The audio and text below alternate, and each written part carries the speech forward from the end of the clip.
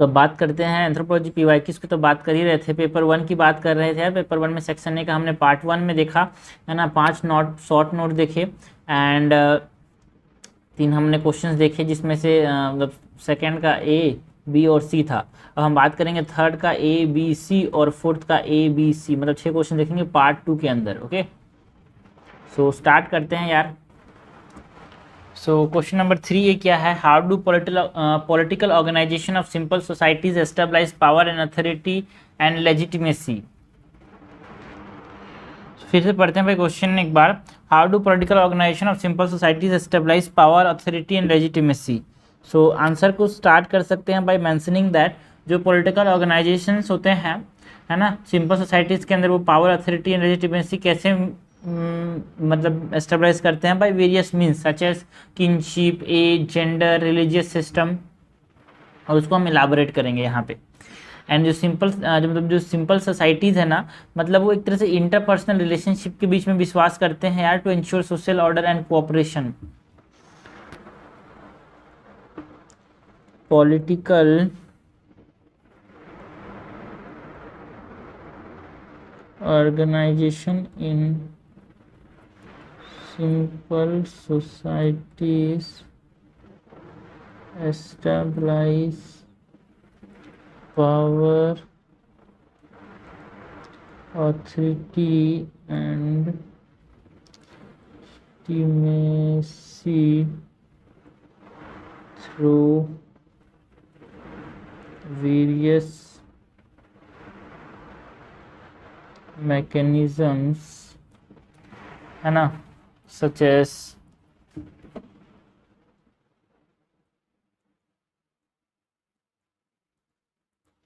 kinship, age, gender and religious systems। Okay, so पहले तो हम बात करते हैं कि किनशिप से कैसे ये मेंटेन करते हैं यार सोशल ऑर्डर।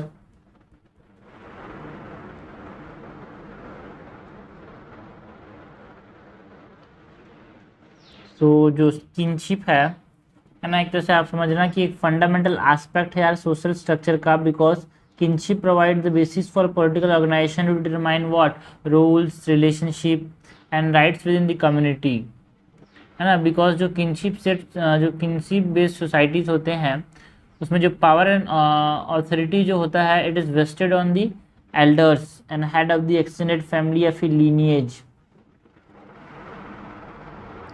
सो इसकी बात कर सकते हैं दैट इन किनशिप और किन based societies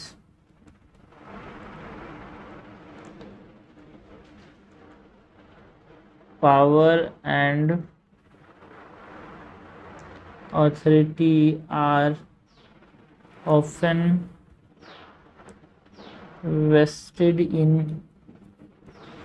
the elders or head of extended families or lineage।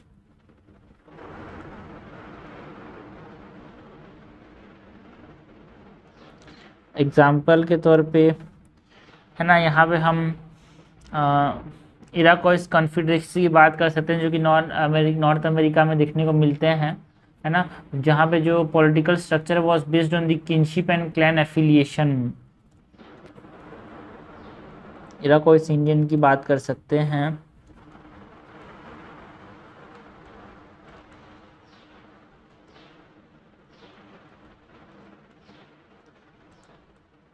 whose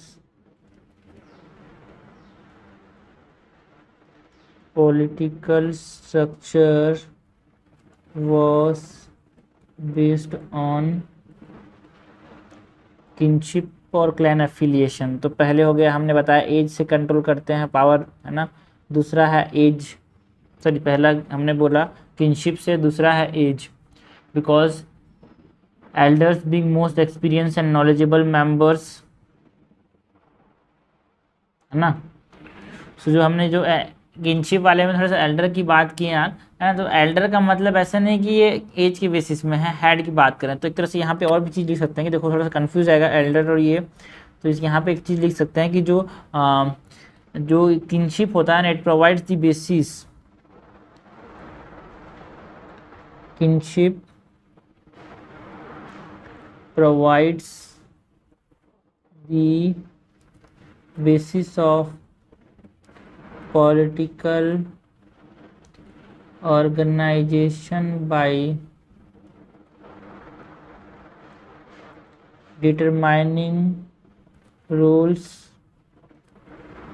relationship and rights within the community. एज से कैसे सोशल कंट्रोल मेंटेन करते हैं यार, तो यहाँ पे हम बात कर सकते हैं कि the elders being the most experienced and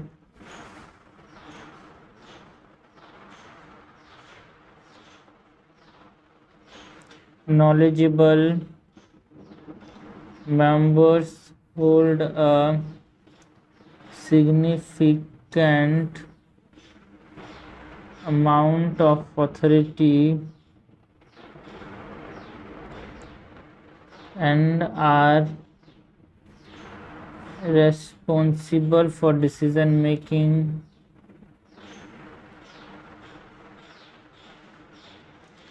conflict resolution,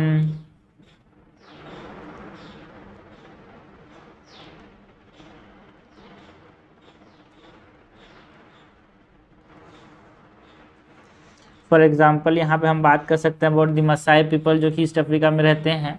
and ये जो सोसाइटी है दे आर ऑर्गेनाइज इनटू, है ना, एज सेट्स, मतलब जो एल्डर्स होते हैं they act as a primary decision making body.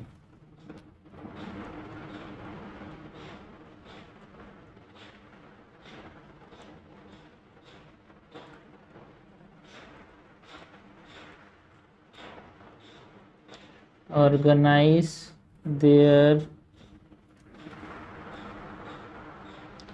society into age sets with the elder set acting as the primary decision making body।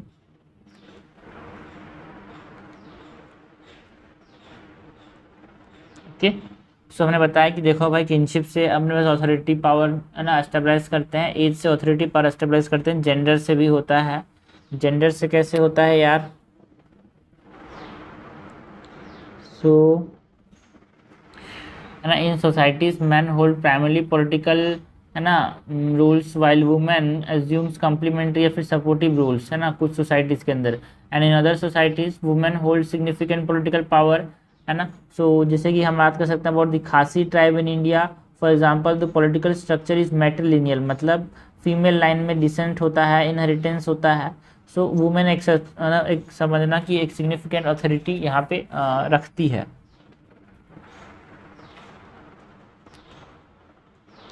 In some societies, male hold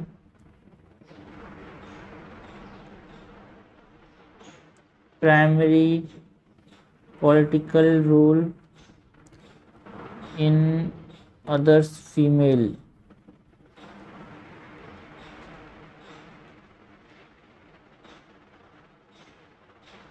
और women, example के तौर पे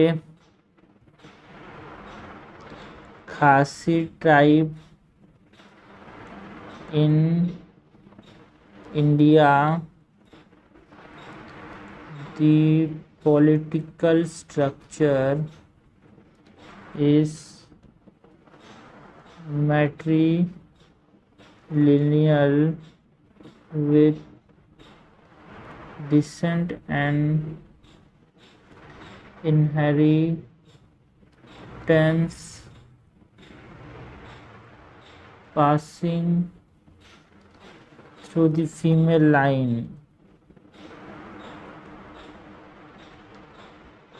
Okay, so this gives women significant authority within the community.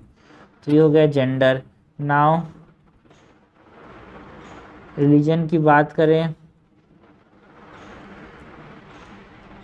तो religion का कैसे इस्तेमाल होता है भाई, to establish authority, power and legitimacy, है ना. कुछ रिलीजियस लीडर होते हैं सच एज समन या फिर priest, they hold significant influence within the community due to what, due to their perceived connection with the spiritual nature और supernatural world.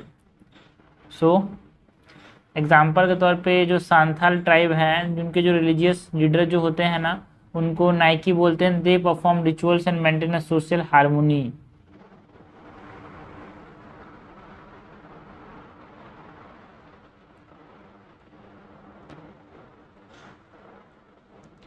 Spiritual leaders such as shamans and priests may hold significant influence within the community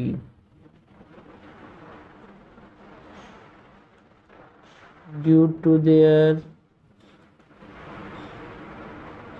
perceived connection with the supernatural world.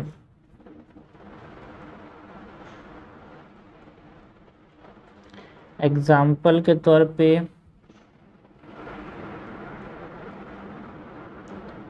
Santhal tribe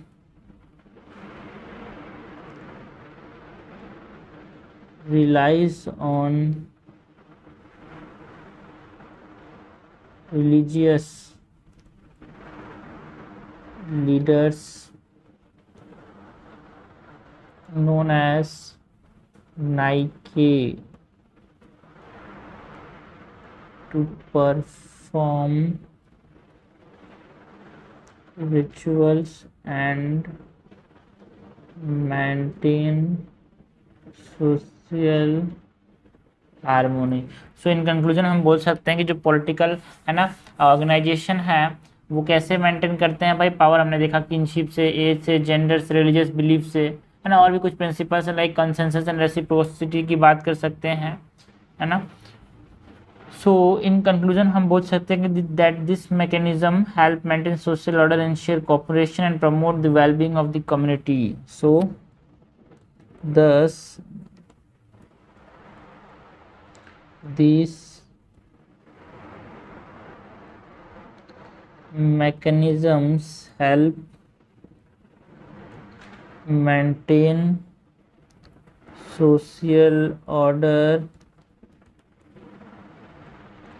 ensure cooperation and promote the well-being of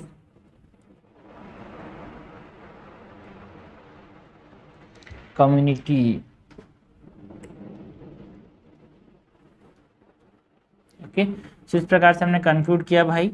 question क्या था, how do political organisation of simple societies stabilize power, authority and legitimacy. हमने बताया कि देखो भाई various mean से ये सब चीज़ करते हैं कैसे, by kinship, by age, by gender, by religious system, या फिर और भी कंसेंसस एंड रेसिप्रोसिटी की बात कर सकते हैं.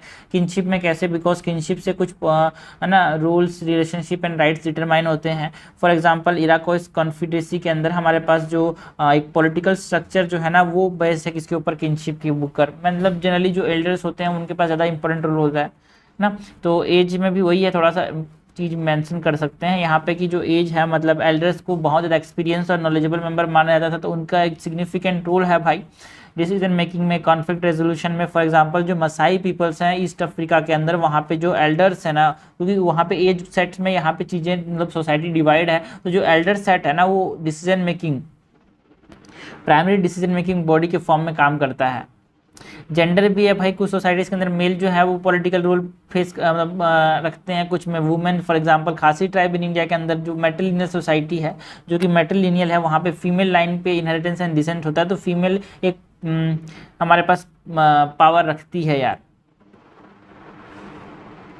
So female hold a significant political power, this give women significant authority with in the community, giving women significant authority। Religious lines की बात करें तो रिलीजन कैसे हमारे पास एक पॉलिटिकल पावर एंड अथॉरिटी बनाने के काम आता है, बिकॉज कुछ स्पिरिचुअल लीडर्स होते हैं जैसे कि शामन्स या फिर प्रीस्ट हो गए, जिनको माना जाता है कि उनके पास एक सुपरनेचुरल वर्ल्ड से कनेक्शन बना के रखते हैं, तो उनके इस पर विश्वास रखा जाता है। तो ये कैसे क्या करते हैं, सोशल ऑर्डर मेंटेन करते हैं, सोशल हार्मोनी मेंटेन करते हैं। फॉर एग्जाम्पल हमने बताया सांथाल ट्राइब के अंदर जो रिलीजियस लीडर्स जिनको हम नाइके कहते हैं, वो एक तरह से रिचुअल्स परफॉर्म करके है ना मेंटेन करते हैं सोशल हार्मोनी को, है ना। सो ये सब मैकेनिज्म्स है यार, जिससे हम क्या कर सकते हैं, मतलब जिससे कम्युनिटीज़ के अंदर सोशल ऑर्डर मेंटेन किया जाता है, कोऑपरेशन इंश्योर किया जाता है, and wellbeing of the community को मेंशन किया जाता है, मेंटेन किया जाता है। So this is all about the answer this question. Next question देखते हैं भाई, क्वेश्चन नंबर बी क्या है, explain the genetic mechanism of micro and macro evolution. हमको बात किसी करनी है, जेनेटिक मैकेनिज्म्स की बात करनी है माइक्रो एंड मैक्रो इवोल्यूशन की, ठीक है। सो एक बार फिर से पढ़ते हैं क्वेश्चन को यार, explain the genetic mechanism of micro and macro evolution. तो स्टार्ट कर सकते हैं हम आंसर को बाय मेंशनिंग दैट ये जो माइक्रो एंड मैक्रो इवोल्यूशन है, दो स्केल ऑफ इवोल्यूशनरी प्रोसेस है, जो भी किसी जो कि क्यों होते हैं भाई, ड्यू टू जेनेटिक मैकेनिज्म्स, है ना। जो माइक्रो इवोल्यूशन है it involves what, it involves the small scale genetic changes within a population, but जो मैक्रो इवोल्यूशन है एक लार्ज स्केल चेंजेस लाता है, that leading to the formation of या फिर एमर्जेंस ऑफ न्यू स्पीसीज एक long समय के अंदर। सो इस प्रकार से हम इसको इंट्रोड्यूस कर सकते हैं by mentioning that micro evolution involves small scale genetic changes within a population, while macro evolution refers to large scale changes leading to the emergence of new species over long period.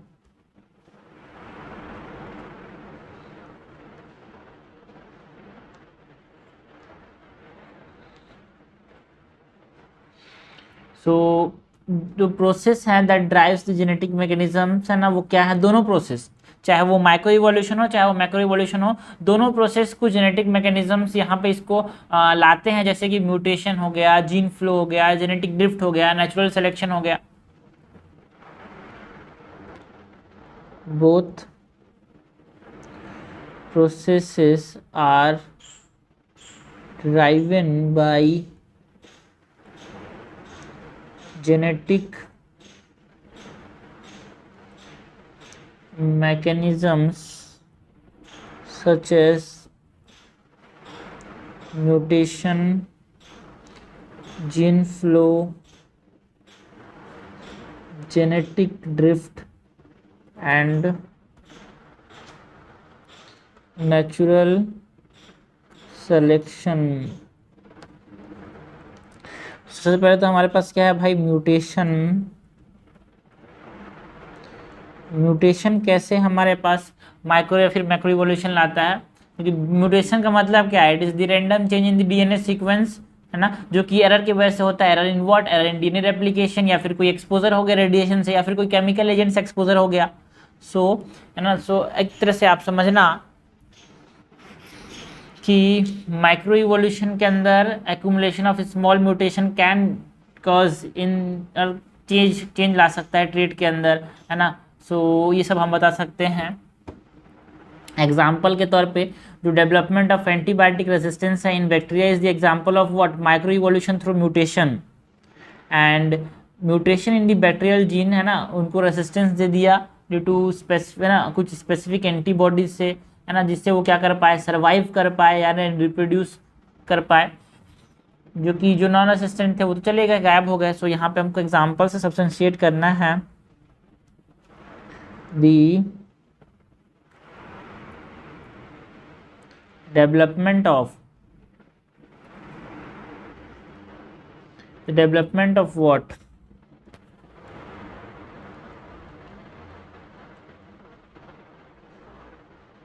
antibiotic resistance in bacteria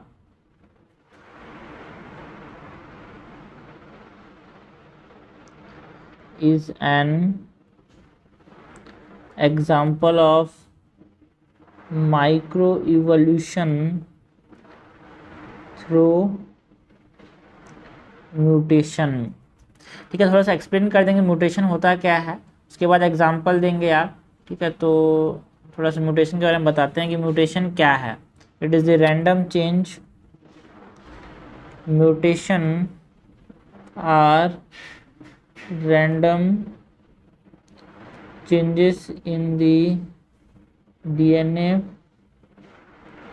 sequences that occur due to error in DNA replication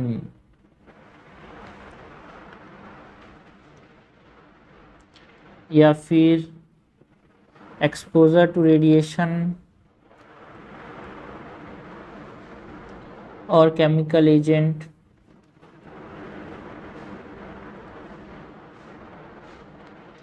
okay, so हमने example दिया अब mutation का। दूसरा हमारे पास बात कर सकते हैं अब जीन फ्लो यार। जीन फ्लो क्या होता है? It is the exchange of genetic material between the population through what, through migration, mating और हाइब्रिडाइजेशन, है ना। तो एक प्रकार से यहाँ पे क्या होता है, जीन फ्लो जो है न्यू जेनेटिक वेरिएंट्स लाते हैं पॉपुलेशन के अंदर, एक तरह से जेनेटिक डाइवर्सिटी को बढ़ाते हैं। एंड जेनेटिक डाइवर्सिटी बढ़ने से क्या होता है ना, जेनेटिक डाइवर्सिटी बढ़ने से क्या होता है, एक तरह से वो है ना जो एक्सटेंशन के जो रिस्क है उससे क्या होते हैं, वो दूर हो जाते हैं।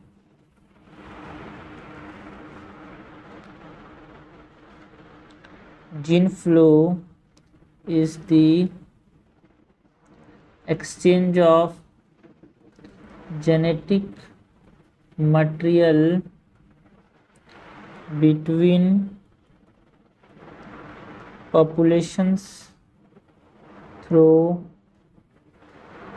migration, mating and hybridization। Example के तौर पे हम बात कर सकते हैं about the introduction of foreign plant species in the new environment can lead to gene flow between the native and the introduced plant, जिससे क्या होगा, हाइब्रिडाइजेशन हो सकता है यार, एंड कुछ नए नए ट्रेड्स आ सकते हैं उस प्लांट के अंदर।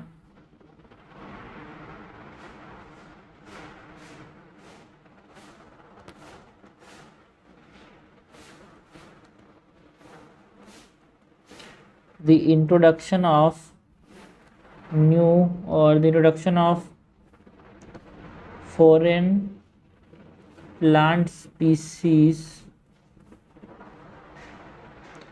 to a new environment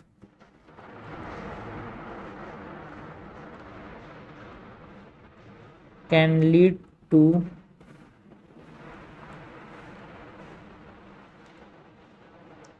gene flow resulting in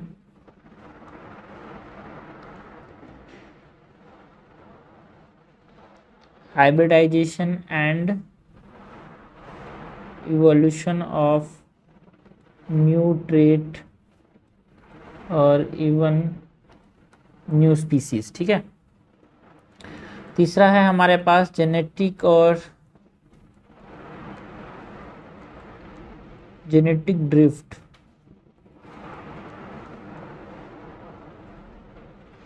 genetic drift क्या है भाई? It is the random fluctuation of the allelic frequency within a population due to what? Due to the chance event. Genetic drift is the random fluctuation of allele frequencies within a population due to a chance event.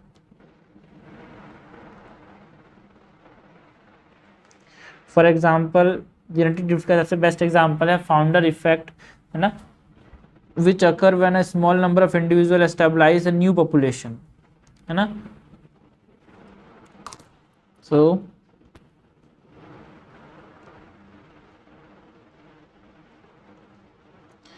चौथा है भाई हमारे पास natural selection यार.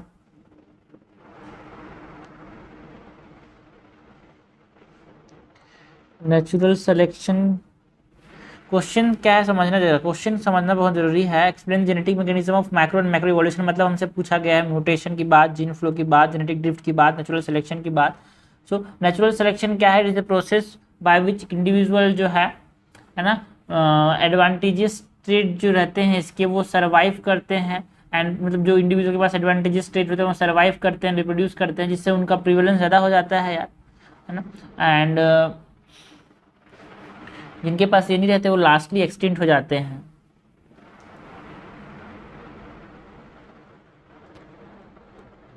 Process by which individual with advantageous trait survive and reproduce. Example के तौर पे the evolution of the pepper moth की बात कर सकते हैं in response to the industrial pollution in England. The evolution of the pepper bot, that is also called as Biston Beetleria, in response to industrial population in England. So in conclusion या फिर इन summary हम बात कर सकते हैं कि ये जो मैकेनिज्म्स हैं माइक्रो एंड मैक्रो इवोल्यूशन जो होते हैं वो ड्राइवन किए जाते हैं बाय द जेनेटिक मैकेनिज्म्स, है ना, जो हमने बताया यहाँ पे like mutation, genetic drift, gene flow, है ना, नेचुरल सिलेक्शन. सो अब हम अंडरस्टैंड जब करेंगे ना जेनेटिक मैकेनिज्म को, it is crucial to study, है ना, मतलब इट इज़ ये जेनेटिक मैकेनिज्म को समझना बहुत ज़रूरी है to study the anthropology, because ये हमको हेल्प कर सकता है to understand human evolution, genetic variation and the emergence of different human population. So conclusion में हम बोल सकते हैं thus by mentioning, हम conclude कर सकते हैं by mentioning that understanding this genetic mechanism is crucial for the study of anthropology, as it help us understand human evolution, genetic variation and the emergence of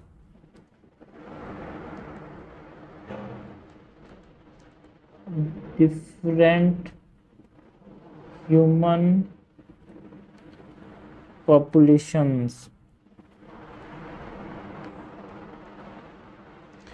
तो इस प्रकार से हमने conclude किया. भाई क्वेश्चन क्या था?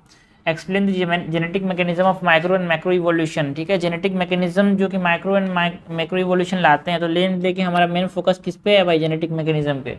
सो हमने आंसर को इंट्रोड्यूस किया बाय मेंशनिंग दैट जो माइक्रो इवोल्यूशन है उसमें स्मॉल स्केल जेनेटिक चेंजेस होते हैं, मैक्रो स्केल में लार्ज स्केल जेनेटिक चेंजेस होते हैं, जिससे कभी कभी तो नए स्पीसीज ही बन जाते हैं. ये दोनों प्रोसेस जो है माइक्रो एंड मैक्रो इवोल्यूशन का, वो जेनेटिक मैकेनिज्म्स के द्वारा ड्राइव किए जाते हैं, जैसे कि mutation, gene flow, genetic drift, natural selection, जिसको हमको बताना है आंसर के अंदर। तो हमने बताया भाई म्यूटेशन क्या है, it is the random change in DNA sequence, है ना। सो एग्जाम्पल के तौर पे हमने बताया कि जो एंटीबायोटिक रेसिस्टेंट बैक्टीरियाज जो बने माइक्रो इवोल्यूशन के थ्रू, वो म्यूटेशन से बने यार। तो जो रेसिस्टेंट थे वो तो जी गए, जो नहीं थे वो मर गए। जीन फ्लो की बात की, व्हाट इज जीन फ्लो यार, it is exchange of genetic material between the two populations, है ना। और आपस में माइग्रेशन के थ्रू, मीटिंग के थ्रू, या फिर हाइब्रिडाइजेशन से क्या होता है, जीन फ्लो होता है। जैसे कि हम सपोज कर फॉरेन प्लांट स्पीसीज को किसी दूसरी जगह में रख दिया, नए जगह में, तो वहाँ पे क्या होगा, जो लोकल प्लांट्स है उसके साथ ये हाइब्रिडाइज करेगा, है ना। तो एक तरह से क्या होगा, जीन फ्लो होगा। कभी कभी उसके अंदर नए ट्रेड्स भी आ जाते हैं इस प्लांट के अंदर, और कभी कभी तो नए स्पीसीज ही बन जाते हैं। जेनेटिक ड्रिफ्ट की बात करिए, एक तरह से क्या है, जेनेटिक ड्रिफ्ट में हमारे पास रैंडम फ्लक्चुएशन है किसके अंदर, एलिलिक फ्रीक्वेंसीज के अंदर, due to a chance event, अचानक से। सो एग्जांपल के तौर पे फाउंडर्स इफेक्ट की बात करते हैं। एंड फाउंडर्स इफेक्ट क्या है भाई, फाउंडर्स इफेक्ट में हमारे पास कुछ स्मॉल इंडिविजुअल्स होते हैं जो कि नए पॉपुलेशन स्टेबलाइज करते हैं, है ना। एंड एक सिग्निफिकेंट जेनेटिक ड्रिफ्ट जो है वो लिमिटेड जीन पूल के अंदर होता है ना, ज़्यादा वेरिएशंस नहीं है उसके अंदर तब, बिकॉज फिक्स। और इससे क्या होगा, कुछ स्पीसीज के ट्रेड जो होता है फिक्स हो जाते हैं न्यू पॉपुलेशन के अंदर, जिससे नए स्पीसीज बन जाते हैं समय के साथ। सो ये हो गया, हमने जेनेटिक ड्रिफ्ट की बात की ना। नेचुरल सिलेक्शन क्या है भाई, एक ऐसा प्रोसेस है जहाँ पे जो एडवांटेजेस स्टेट होते हैं वो सर्वाइव कर लेते हैं, और जो डिसएडवांटेजेस स्टेट होते हैं वो लोग खत्म हो जाते हैं। सो एग्जाम्पल के तौर पे जो पेपर्ड मॉथ था इंडस्ट्रियल रिवॉल्यूशन के समय, है ना, उसकी बात कर सकते हैं। इंडस्ट्रियल पॉपुलेशन के समय लिख दिया, देख रहे हैं, पॉल्यूशन यार। उस समय जो पेपर मर थे, जो डार्क कलर थे, वो सर्वाइव कर गए, और जो लाइट कलर थे वो कैमोफ्लेज नहीं कर पाए, तो वो एलिमिनेट हो गए, वो एक्सटिंक्ट हो गए एक प्रकार से, है ना। डिसएडवांटेज थे, तो एडवांटेजेस स्टेट सर्वाइव कर लिए। सो इससे हमने क्या बताया लास्ट में कंक्लूजन में, कि जब हम जेनेटिक मैकेनिज्म को अंडरस्टैंड करते हैं तो हम समझ पाते हैं हमारा ह्यूमन एवोल्यूशन कैसे हुआ था। जो जेनेटिक वेरिएशंस आप देखते हैं वो कैसे कैसे आए आज के ज़माने में, या फिर जो डिफरेंट ह्यूमन पॉपुलेशन था वो कैसे आए होंगे, उसको हम समझ सकते हैं इन सब मैकेनिज्म से यार। So this is all about the answer of the question. आगे बढ़ते हैं भाई, नेक्स्ट क्वेश्चन देखते हैं। नेक्स्ट क्वेश्चन क्या है, क्वेश्चन नंबर सी क्या है, discuss the salient features of different tradition of European Mesolithic. हमको बात किसी करनी है यूरोपियन मेसोलिथ की डिफरेंट ट्रेडिशन के सेलिएंट फीचर्स की बात करनी है यार, ठीक है। सो फिर से पढ़ते हैं, क्वेश्चन क्या है, discuss the salient features of different tradition of European Mesolithic. So answer को स्टार्ट कर सकते हैं भाई हम बाय मेंशनिंग अबाउट व्हाट, जो यूरोपियन मेसोलिथ है जिसको हम मिडिल स्टोन एज ही बोलते हैं। मेसो मतलब मिडिल, स्टोन एज, लिथिक मतलब स्टोन एज, एक सिग्निफिकेंट फेज है ह्यूमन के प्री हिस्ट्री में। And it is around what, है ना, मिडिल स्टोन एज, है ना, 10,000 से लेके 5,000 साल पुराना तक था, है ना, ऐसा माना जाता था इसको। एंड नियोलिथिक मतलब समझना, नियोलिथिक जो था अराउंड, दोनों कोइंसाइड करते हैं भाई कहीं कहीं पे, बट यहाँ पे हमको बात किसी करनी है, मेसोलिथिक की बात करनी है। सो ये पीरियड जो था, it is marked by the transition from the hunter gatherer lifestyle to, है ना, settled agriculture lifestyle of the Neolithic. Neolithic में फुल फ्लेज, समझना, नियोलिथिक में फुल फ्लेज एग्रीकल्चर चालू हो गया था, बट मेसोलिथिक में ट्रांजिशन वाला फेज था यार, ओके। एंड इसके अंदर कौन कौन से ट्रेडिशंस आते हैं, है ना, मैगलमेसोनियन ट्रेडिशन आता है, एजीरियन ट्रेडिशन आता है ना, सोविटेरियंस, यहाँ पे ट्रेडिशंस आते हैं बहुत सारे। सो हमको उसके सीरियन फीचर्स की बात करनी है यार। सो स्टार्ट करते हैं आंसर को by mentioning that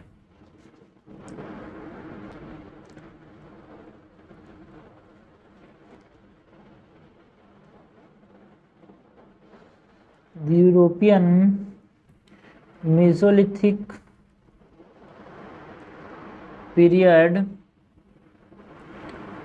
is marked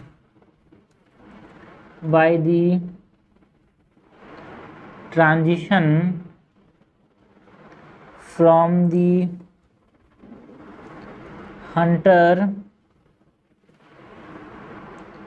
gatherer lifestyle of the Paleolithic to the more settled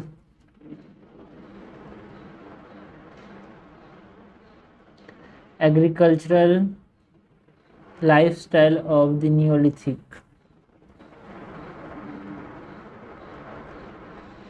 okay, Hunter gatherer से एग्रीकल्चर की तरफ यहाँ पे ये ट्रांजिशन हुआ। And this tradition include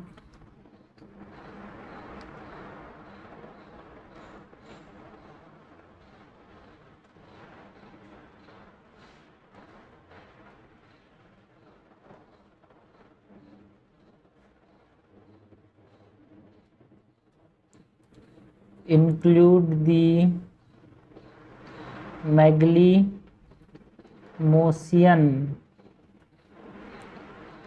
Megalymosian, the Agilian, the Sovitarian, the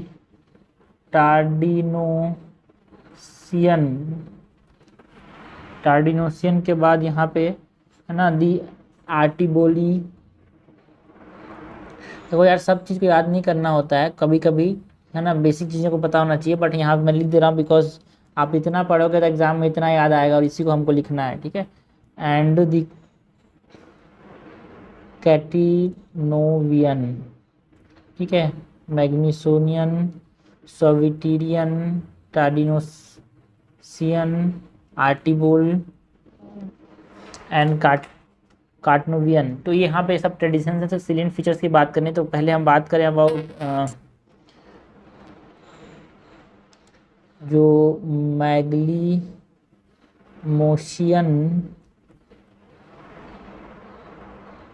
tradition है,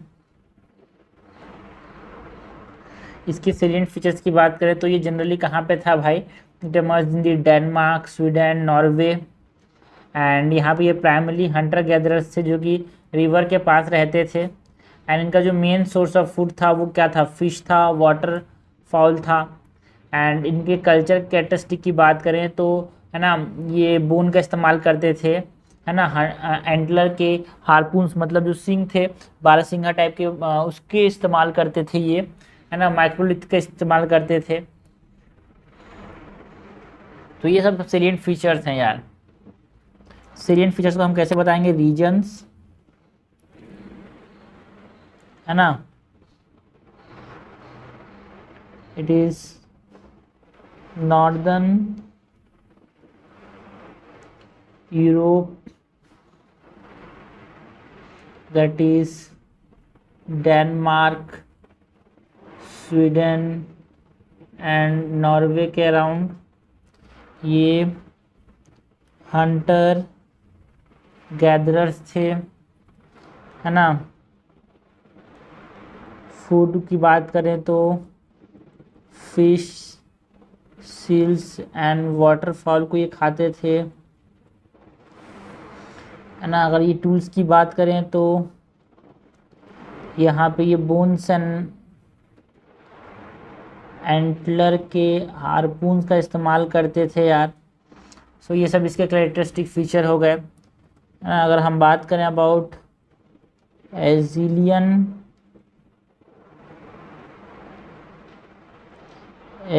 tradition की, तो ये कहाँ पे था भाई, रीजन की बात करें तो ये थे वेस्टर्न यूरोप के अराउंड। एंड वेस्टर्न यूरोप मतलब जो फ्रांस या फिर स्पेन है ना। एंड ये जो थे इम्पॉर्टेंट चीज़ थी कि ये एब्स्ट्रैक्ट जियोमेट्रिक डिज़ाइंस बनाने के लिए जाने जाते थे, है ना, पेंटेड केव वॉल बनाने के लिए जाने जाते थे। एब्स्ट्रैक्टेड जियोमेट्रिक, तो यहाँ पे हम बात कर सकते हैं about the unique art of abstract geometric design and cave wall painting. और क्या है भाई, ये भी हंटर गैदरर्स ही थे। एंड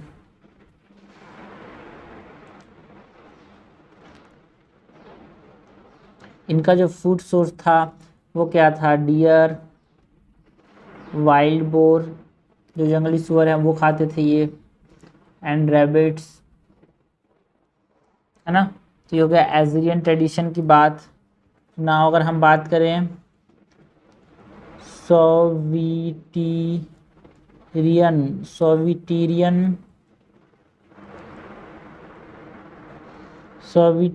ट्रेडिशन की बात करें, सो ये जो सोविटेरियन है ये साउदर्न यूरोप में रहते थे यार। इसका रीजन कौन सा है?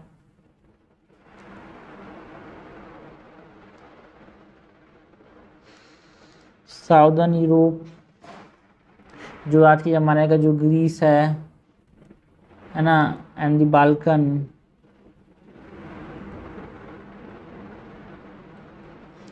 एंड यहाँ पे जो पीपल्स थे वो हंटर गैदर्स ही थे यार, बट यहाँ पे एग्रीकल्चर भी था, कुछ some form of agriculture, Hunter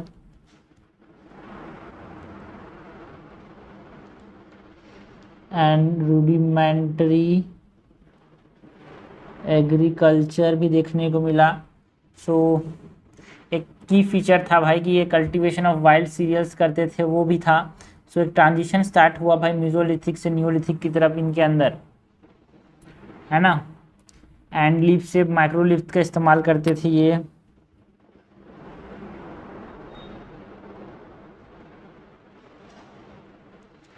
okay, तो ये हो गया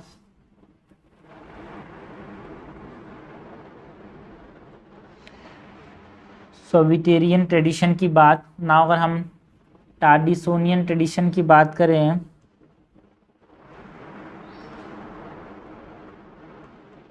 टार्डिनोसियन,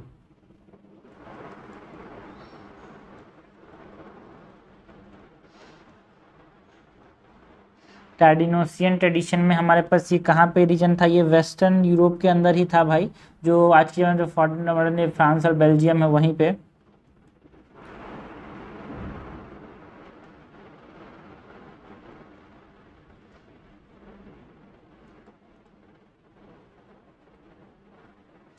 ओके, एंड एक समझना कि ये जो थे ना, ये फ्लिंट टूल्स के लिए जाने जाते थे, यूनिक फ्लिंट टूल्स, है ना।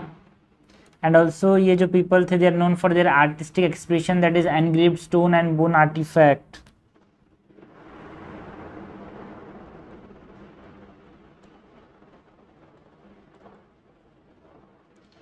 ओके, एंड जनरली ये नदी के बगल में रहते थे, फ्रेश वाटर के बगल में रहते थे, वो सब चीज़ें हैं यार। यहाँ पे आर्टिबोल ट्रेडिशन की भी बात कर सकते हैं, कैटल्स नोनिवियन ट्रेडिशन की बात भी कर सकते हैं। बट हाँ, इन कंक्लूजन अगर हम बात करें कि जो यूरोपियन मेसोलिथिक पीरियड था was marked by a wide range of cultural tradition, है ना, each with its own salient feature. And जो यहाँ पे जो ट्रेडिशंस थे they were shaped by what the unique geographical, है ना, environmental condition as well as जो अवेलेबिलिटी ऑफ रिसोर्स था यहाँ पे। सो जो European Mesolithic period represent a crucial phase in the human history as it witness the emergence of what new technologies, artistic expressions and the beginning of agriculture, जिससे जो हम आज advance civilisation की तरफ आगे बढ़ पाए, जो एडवांस सिविलाइजेशन था ना न्यूलिथिक पीरियड में, उसकी तरफ आगे बढ़ पाए। सो कंक्लूजन की तरफ बताएं, दस the European Mesolithic period represent a crucial phase in human history as it witnessed the emergence of new technology and artistic expression which ultimately ना, तो new technology, artistic expression and the beginning of agriculture.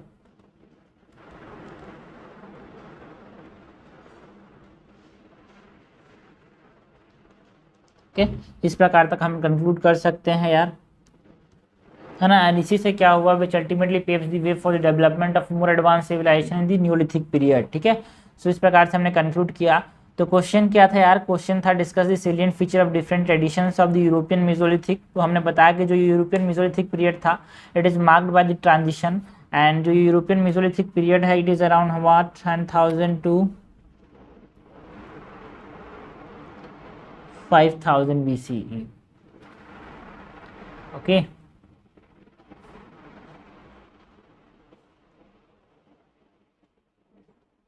And transition, so Neolithic की बात नहीं कर रहे हैं हम, European Mesolithic की बात कर रहे हैं। सो यहाँ पे इसको जोड़ देना भाई, यहाँ पे इट इज 10,000 टू 5,000 BCE ऐसे लिख देना यहाँ पे। ठीक है, सो जो यूरोपियन मेसोलिथिक है it is marked by period of transition from the hunter gatherer to the agricultural lifestyle. ठीक है, सो हमारे पास जो ट्रेडिशंस यहाँ पे देखने को मिले उसमें हमारे पास मैग्लिमोसियन ट्रेडिशन है यार, एजिलियन ट्रेडिशन है ना, सुविटेरियन ट्रेडिशन है, टार्डिनोसियन ट्रेडिशन है, आर्टिबोल ट्रेडिशन है, कैटिलनोवियन ट्रेडिशन है। तो हमने थोड़ा ट्रेडिशन के सेलिएंट फीचर्स की बात की, जैसे कि जो मैग्लिमोसियन ट्रेडिशन है ये कौन से रीजन में था, नॉर्दर्न यूरोप के रीजन में था, जो आज के ज़माने में डेनमार्क, स्वीडन एंड नॉर्वे है वहाँ पे। ये हंटर गैदर लाइफस्टाइल फॉलो करते थे, फिश खाते थे, सील खाते थे, वाटरफॉल थे उनको मार के खाते थे। टूल्स के फॉर्म ये बोन्स एंड एंटीलोप के जो एंटलर्स के जो हार्पून्स है, मतलब जो उसके सिंग थे उसका इस्तेमाल करते थे मारने के लिए। एजिलियन ट्रेडिशन की बात करें तो ये वेस्टर्न यूरोप में था भाई, जैसे कि आज जहाँ फ्रांस है, स्पेन है, इनका यूनिक आर्ट एक स्टाइल से देखने को मिलता है, जहाँ पे एब्स्ट्रैक्ट ज्योमेट्रिकल डिज़ाइन हो गया, केव वॉल पेंटिंग की बात करते थे, ये पेंटिंग करते थे।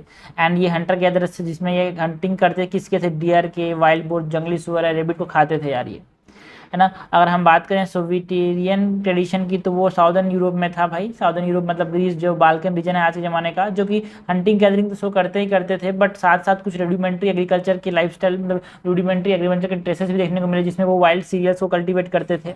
एंड ये माइक्रोलिथ का इस्तेमाल करते थे, बिकॉज मेसोलिथिक एज में तो माइक्रोलिथ का फेज था यार। तो यहाँ पे छोटे छोटे जो लीफ के जैसे, ऐसे लीफ के जैसे माइक्रोलिथ का इस्तेमाल करते थे ये।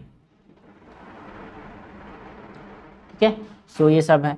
नाउ टार्डिनोसियन ट्रेडिशन के अंदर हम बात करें तो ये वेस्टर्न यूरोप में था, फ्रांस एंड बेल्जियम के राउंड, और ये इनका एक यूनिक फ्लिंट टूल्स के लिए जाने जाते थे ये, है ना। एंड ये क्या करते थे, बोन्स को, बोन के आर्टिफैक्ट को यहाँ पे क्या करते थे, ये इस्तेमाल करते थे फॉर व्हाट, है ना। जो बोन के आर्टिफैक्ट हैं उसको ये इस्तेमाल करते थे फ्लिंट टूल्स की फॉर्म में, क्या, बिल्कुल बिल्कुल आर्टिस्टिक एक्सप्रेशन के फॉर्म में, जो हमने बोला ना आर्टिस्टिक एक्सप्रेशन शो करते थे। कैसे शो करते थे आर्टिस्टिक एक्सप्रेशन,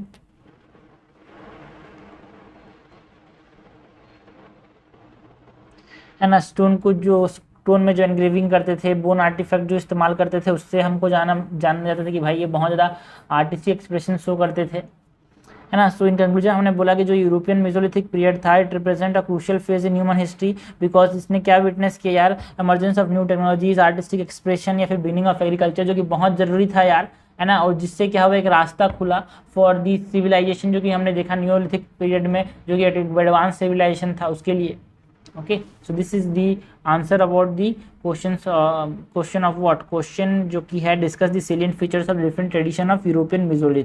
तो इससे आपको समझना है कि भाई देखो यूपीएससी जो है क्वेश्चन पूछती कहाँ से है, इस प्रकार से क्वेश्चन पूछती, तो हमको जो भी इंपॉर्टेंट चीज़ें हैं उसको यूरोपियन मेसोलिथिक उसको दिमाग में रखना है।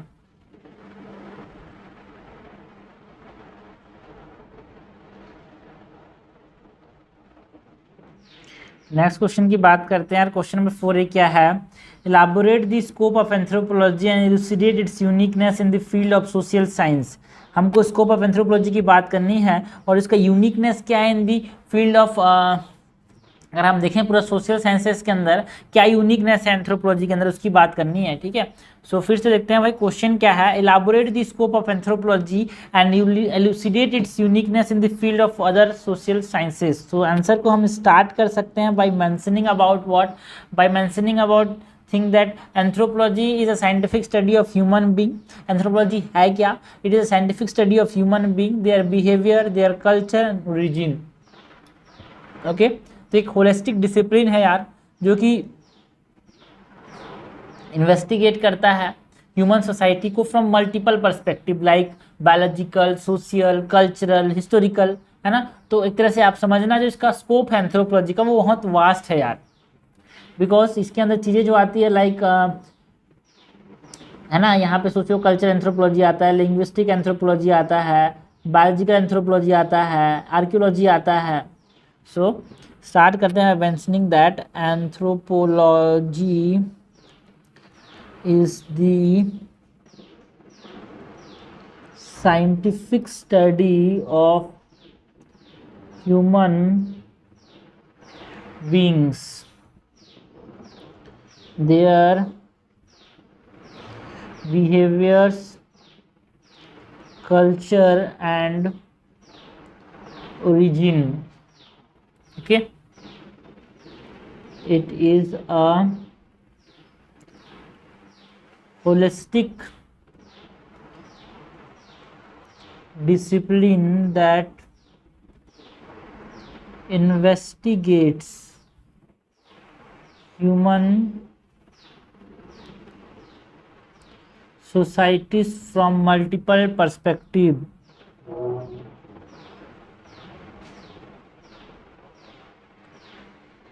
Okay, including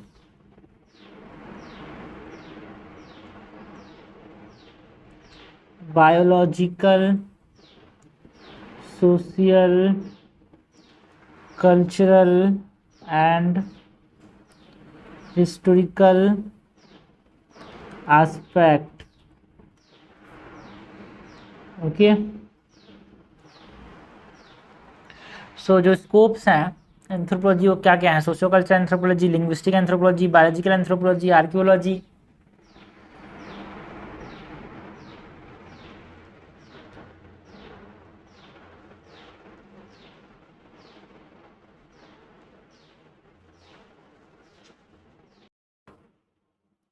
तो स्कोप ऑफ एंथ्रोपोलॉजी में हम बात करें सबसे पहले तो हमारे पास जो सोशियो कल्चरल एंथ्रोपोलॉजी है उसकी बात कर सकते हैं यार।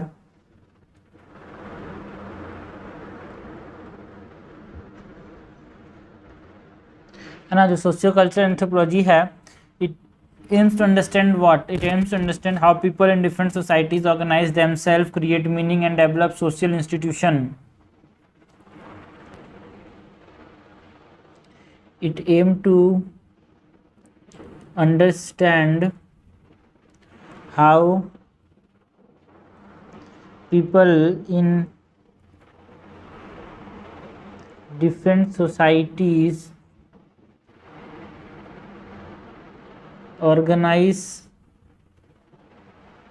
themselves, create meanings and develop social institution.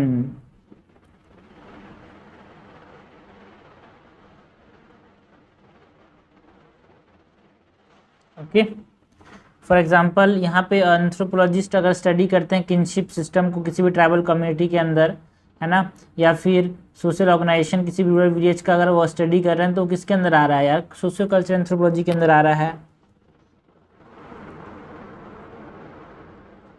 Anthropologist में study the kinship system of a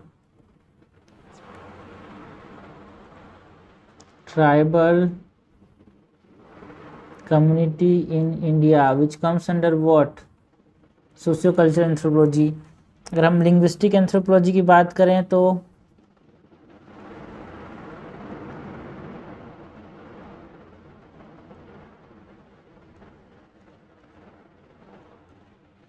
linguistic anthropology किसके बारे में बात करता है? It study about how languages are structured and कैसे समय के साथ वो इवॉल्व हुए थे एंड कैसे लैंग्वेज ने ह्यूमन थॉट्स को, कम्युनिकेशन को यहाँ पे, है ना, शेप किया।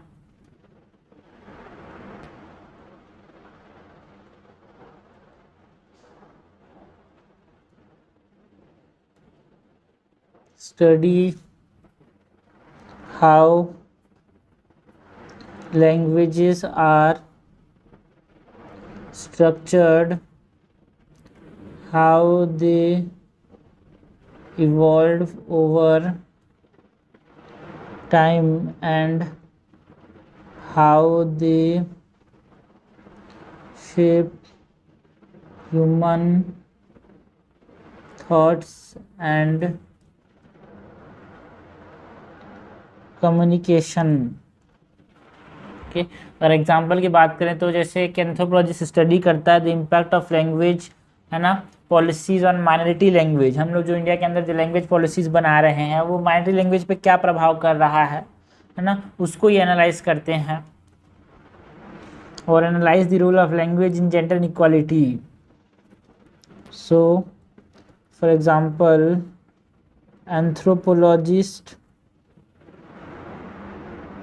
may study the role of language in gender inequality।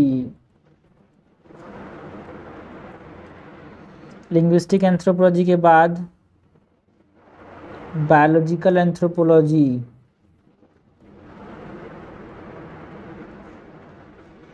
Biological anthropology किसके बारे में बात करता है? स्टडी हाउ ह्यूमन इवॉल्व, है ना, उसका जेनेटिक्स, है ना, ह्यूमन इवोल्यूशन के बारे में, जेनेटिक्स के बारे में, प्राइमेटोलॉजी, ह्यूमन वेरिएशंस या फिर जो एडेप्टेशन है टू वेरियस और डिफरेंट इन्वायरमेंट्स उसकी स्टडी करता है। Okay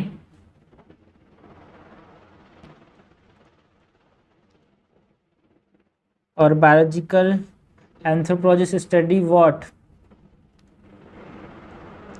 It is the study of human evolution,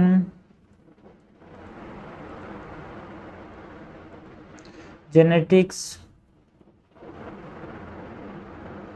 primatology, human variation and adaptation to different environment।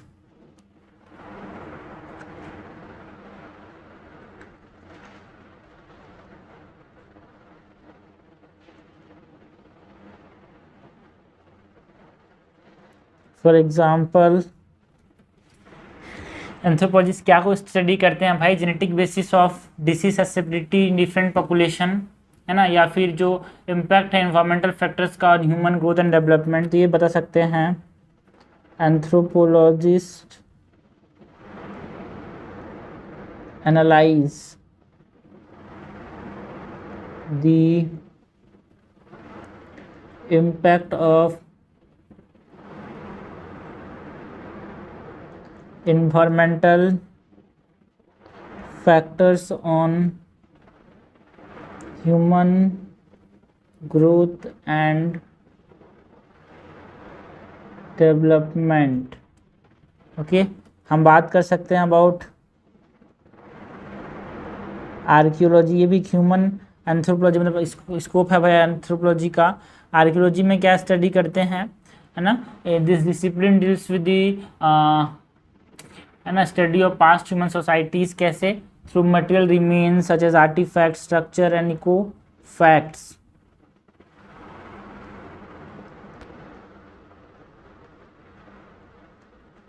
This sub discipline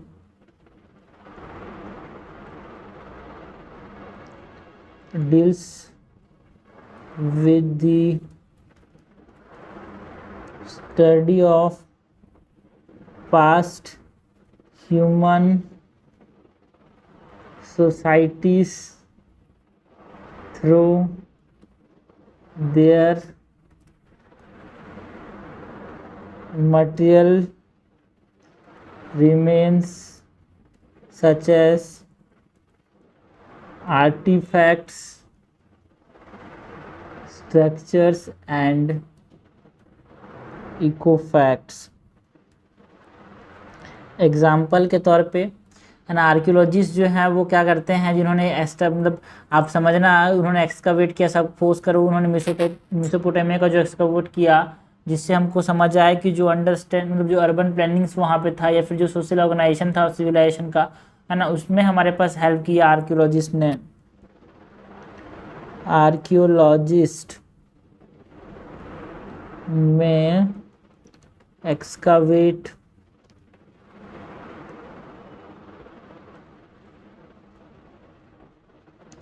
ancient city ना, ऐसे बोलेंगे archaeologist excavate Mesopotamia to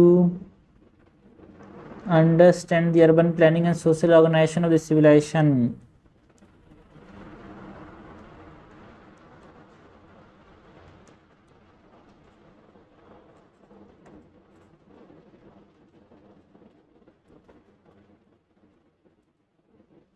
Okay, so in conclusion हम बोल सकते हैं also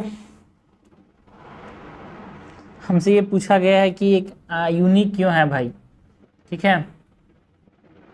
तो हमने तो बढ़ा बढ़ा के लिख दिया, बट यूनिकनेस भी बताना था यार। सो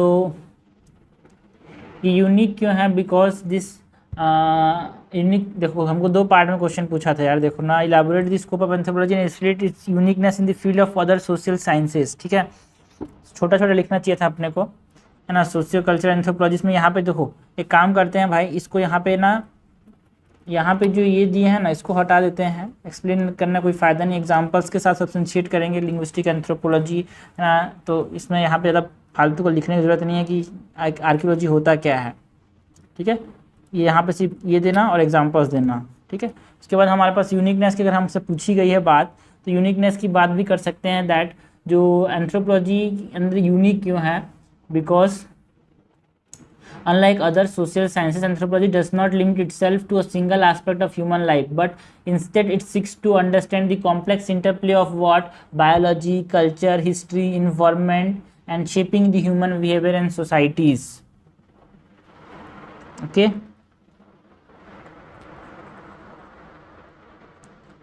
The uniqueness of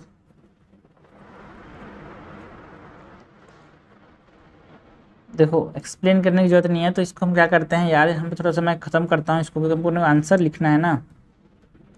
सो ये हटाते हैं। देखो हमने क्या किया, देखो मैंने जो स्कोप बताया socio cultural, linguistic, biological and archaeology, उसको हमने एग्जांपल के साथ मैंने बता दिया स्कोप, ठीक है। ज़्यादा लिखने की जरूरत नहीं है, बिकॉज हमारे पास दोनों पार्ट हमको फुलफिल करना है। सो अब हम बात करते हैं अबाउट द यूनिकनेस। जो यूनिकनेस है of anthropology lies in its holistic and interdisciplinary approach, lies in its holistic and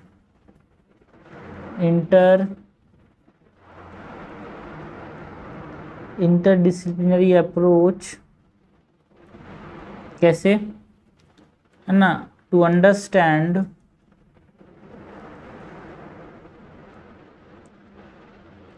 human beings and their societies.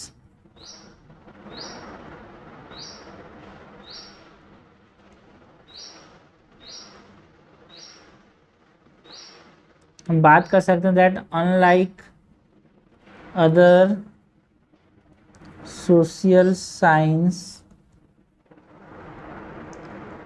anthropology does not limit itself to a single aspect of human life, but instead seek to understand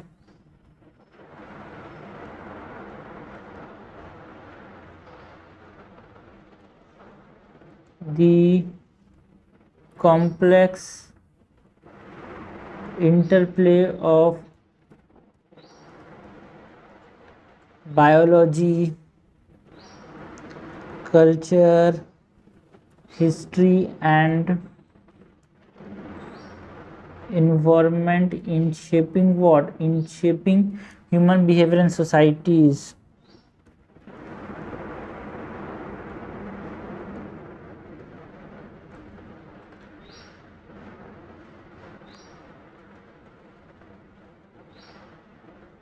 okay, so इसीलिए unique है। सो in conclusion हम बोल सकते हैं कि जो anthropology है unique scope and method it make, है ना, इसके जो यूनिक स्कोप या फिर मेथड्स हैं वो उसको एक तरह से डिस्टिंक्ट बनाते हैं दूसरे सोशल साइंस के फील्ड से। सो हम कंक्लूड कर सकते हैं by mentioning that by studying human beings from various perspective and employing a range of research technique, anthropologist जो है they contribute valuable knowledge and insight to our understanding of human societies, है ना, culture कैसे काम करते हैं, behaviour कैसे काम करते हैं। So this makes anthropology an essential discipline for those interested in understanding the complexities of human life, ठीक है, एंड कैसे सोशल इश्यूज को हम अंडरस्टैंड कर सकते हैं। Thus this, तो ऐसे बोलते हैं कि that anthropology unique scope and methods make it a vital and distinct field among other social sciences, and this make anthropology and essential discipline for those interested in understanding the complexities of human life and addressing pressing social issues।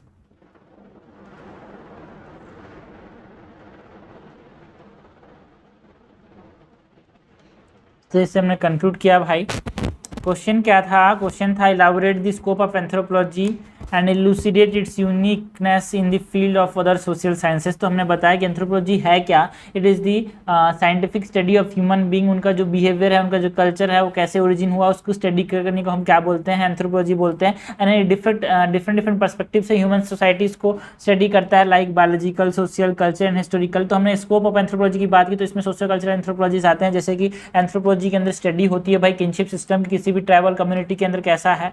Linguistic anthropology किसके अंदर आता है? यहाँ पे anthropology जो है वो अपने रोल की बात करते हैं, लैंग्वेज का क्या रोल है भाई, इंजीनियर इक्वालिटी, वो तरह से लिंग्विस्टिक एंथ्रोपोलॉजी के अंदर आ रहा है ना। बायोलॉजिकल एंथ्रोपोलॉजी के अंदर क्या आ रहा है? इंपैक्ट ऑफ एनवायरनमेंट की हमारे पास ह्यूमन ग्रोथ एंड डेवलपमेंट में क्या इंपैक्ट रहा है उसका, वो किसके अंदर आता है? बायोलॉजिकल एंथ्रोपोलॉजी के अंदर। आर्कियोलॉजी जो है, सपोज करो हमने जो मेसोपोटामिया को जो एक्सकवेट किया है ना, उनके सोशल ऑर्गेनाइजेशन को जाना, अर्बन प्लानिंग से जाना, वो कैसे जाना? आर्कियोलॉजिस्ट के इस एक्सकवेशन से। तो आर्कियोलॉजिस्ट किसके अंदर आ रहा है? आर्कियोलॉजी एक एंथ्रोपोलॉजी का ही तो एक सब फील्ड है। सो हमने ये भी बताया कि देखो भाई एंथ्रोपोलॉजी यूनिक है बाकी दूसरे सोशल साइंसेज से, बिकॉज एक होलिस्टिक एंड इंटरडिसिप्लिनरी अप्रोच अपनाता है, बिकॉज ये किसी एक पर्टिकुलर एस्पेक्ट से नहीं डील करता, इट डील्स विद दी, है ना, it does not limit into, है ना, अपने आप को लिमिट नहीं करता एक सिंगल एस्पेक्ट पर, डिफरेंट चीज़ों से ये समझता है, लाइक ये बायोलॉजी को समझता है, कल्चर को समझता है, हिस्ट्री को समझता है, एनवायरनमेंट को समझता है, जिससे वो ह्यूमन बिहेवियर एंड सोसाइटीज़ को समझने में, है ना, एक इंपॉर्टेंट रोल प्ले करता है एंथ्रोपोलॉजी। सो हमने कंक्लूड किया बाय मेंशनिंग दैट यूनिक है भाई अपने स्कोप में, अपने मेथड में एंथ्रोपोलॉजी, है ना। और यहाँ पे ये एसेंशियल भी है कि आप समझना कि आप इससे क्या कर सकते हो, जो कॉम्प्लेक्सिटीज़ है ह्यूमन लाइफ में वो आप समझ सकते हो, जो प्रेसिंग सोशल इशूज़ हैं आज के ज़माने में, बहुत ज़्यादा जो दिक्कतें हैं सोसाइटी के अंदर, उसको आप यहाँ पे एड्रेस कर सकते हो इसको समझने से। सो this is all about the answer of this question, जहाँ पे हम बात कर रहे थे किसकी? स्कोप ऑफ एंथ्रोपोलॉजी की and the uniqueness in the field of other social sciences. It's uniqueness, किसका यूनिकनेस? एंथ्रोपोलॉजी का यूनिकनेस। आगे बढ़ते हैं भाई, नेक्स्ट क्वेश्चन देखते हैं। क्वेश्चन नंबर बी क्या है? Mention the major branches of linguistic anthropology and discuss language use in social and cultural settings। ठीक है, हमको मेजर ब्रांचेस की बात करनी है of the linguistic anthropology and कैसे लैंग्वेज को इस्तेमाल किया जाता है सोशल एंड कल्चरल सेटिंग्स में, वो हमको बताने हैं। ठीक है, तो फिर से पढ़ते हैं। Mention the major branches of linguistic anthropology and discuss the language use in social and cultural settings. ठीक है, सो स्टार्ट कर सकते हैं हमारे आंसर को बाय मेंशनिंग दैट ये लिंग्विस्टिक एंथ्रोपोलॉजी है क्या। So linguistic anthropology is the study of language within a cultural context, है ना, जिसमें हम एक्सप्लोर करते हैं कि कैसे लैंग्वेज जो है सोशल आइडेंटिटी को शेप करता है, कल्चरल बिलीफ को अफेक्ट करता है, सोशल इंस्टीट्यूशन को कैसे अफेक्ट करता है।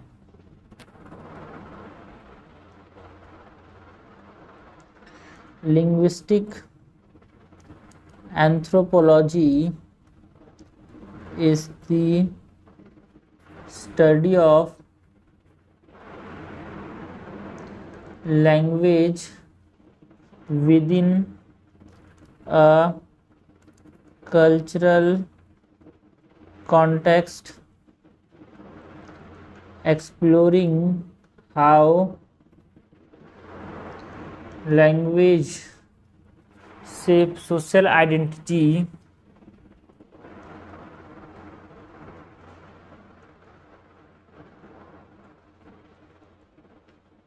cultural belief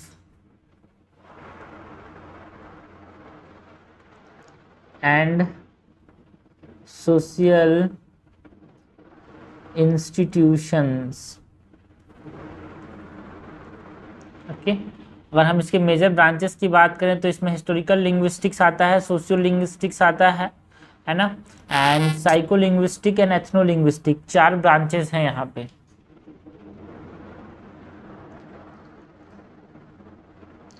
branches of linguistic anthropology।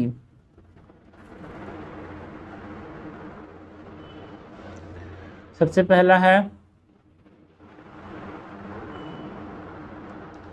Historical linguistic, फिर सोशियो लिंग्विस्टिक्स, फिर साइको लिंग्विस्टिक,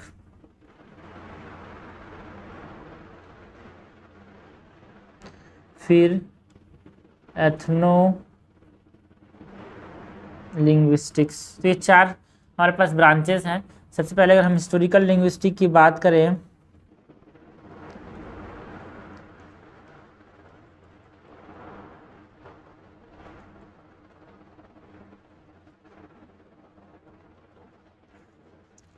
हिस्टोरिकल लिंग्विस्टिक एक ऐसा ब्रांच है भाई जो क्या स्टडी करता है, study the history and evolution of language over time. For example, historical linguistics can help us understand how Indo-European language family spread across Eurasian and how the Romance language evolved from Latin. Example के तौर पे historical linguistics can help us understand how the Indo-European language family spread across Eurasia and how the Romance language evolved from Latin.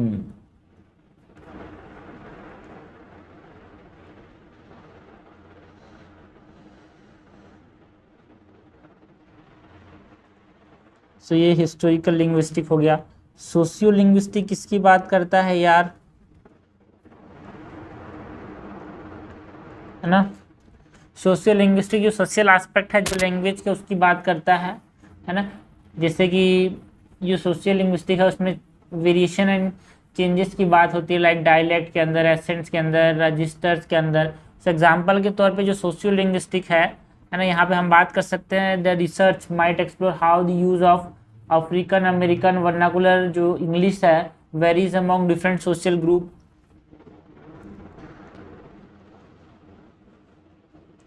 और how the language choice in bilingual communities reflect social identities, उसकी बात करेंगे। So socio linguistic research might explore how the use of African American vernacular English. African American vernacular English varies among different social group. ये हो गया socio linguistic. एक तीसरा जो branch है वो है साइको लिंग्विस्टिक्स यार।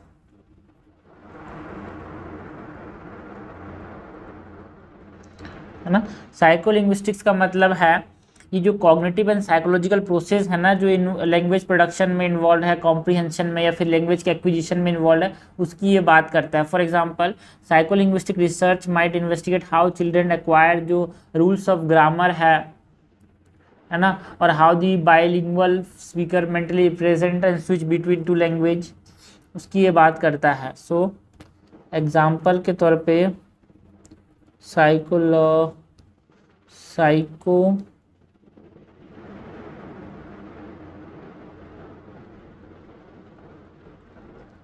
psycholinguistic research might investigate how children acquire the rules of grammars। ये साइकोलिंग्विस्टिक के अंदर आता है। एथनोलिंग्विस्टिक की बात करें तो एथनोलिंग्विस्टिक का मतलब क्या है भाई, ये लैंग्वेज और कल्चर के बीच के रिलेशनशिप को बता रहा है कि कैसे जो लिंग्विस्टिक प्रैक्टिस है वो कैसे कल्चरल बिलीफ को अफेक्ट करती है, उनकी वैल्यूज़ को, सोशल इंस्टीट्यूशन को। फॉर एग्जांपल जो एथनोलिंग्विस्टिक रिसर्च है, दे माइट एग्जामिन हाउ जो इंडिजिनस लैंग्वेज है वो एनकोड करता है ना एथिकल इकोलॉजिकल नॉलेज, या फिर how language used in the court room reflects and reinforce social power dynamics. Example की बात करें तो ethno linguistic research might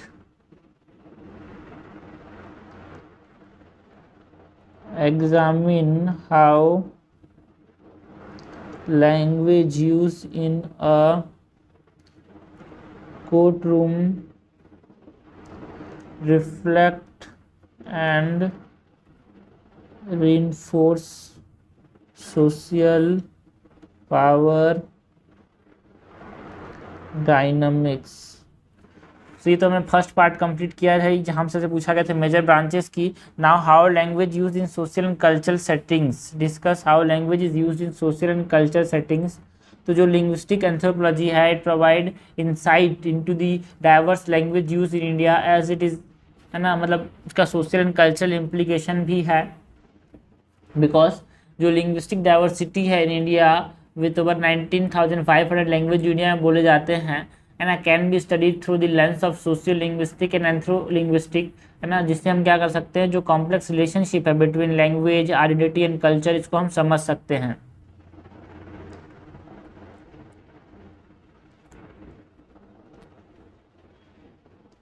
so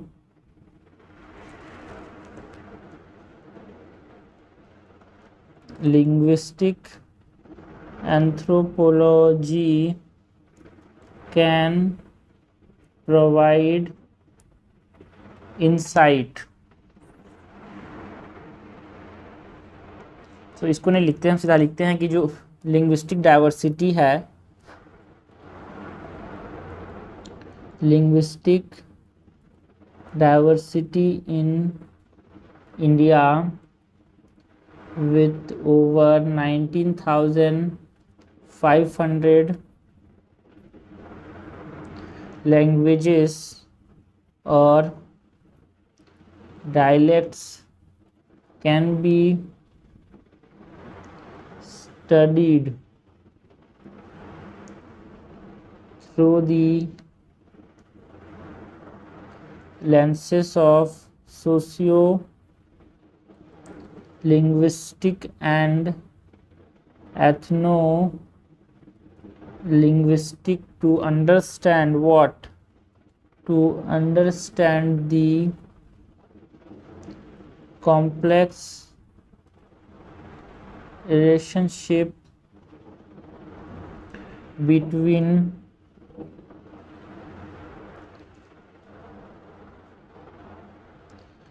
language, identity and culture.